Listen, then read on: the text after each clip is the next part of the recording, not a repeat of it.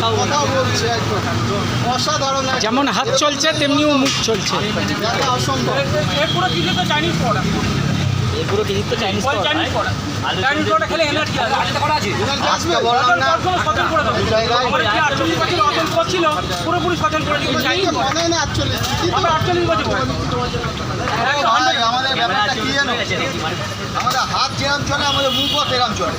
হাত যেরাম চলবে মুখও সেরাম চলবে। ব্যাট ধরলে সেঞ্চুরি, বল ধরলে হ্যাট্রিক। বাহ বাহ, হেভি দিলে দাদা। সিজনে হ্যাট্রিক হবে এবার।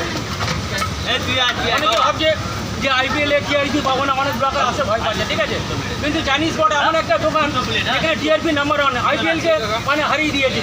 বিসিসিআই আগের বছর ভয় পাচ্ছে যে আইপিএলটা এলামে করবে কিনা, না অন্য দেশে করে নিয়ে যাবে। টিআরপি নাম্বার 1 চাইনিজ স্পটটা আইপিএলকে হারিয়ে দিয়েছে টিআরপি।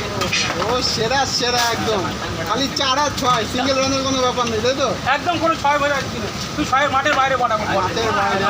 শটটা নিয়ে খেলি না আমরা। সেটাই। আচ্ছা চলো, তুমি রাজুদাকে একটা কোশ্চেন শুনলে ভাই 8টা ঢোকাবি, 8টা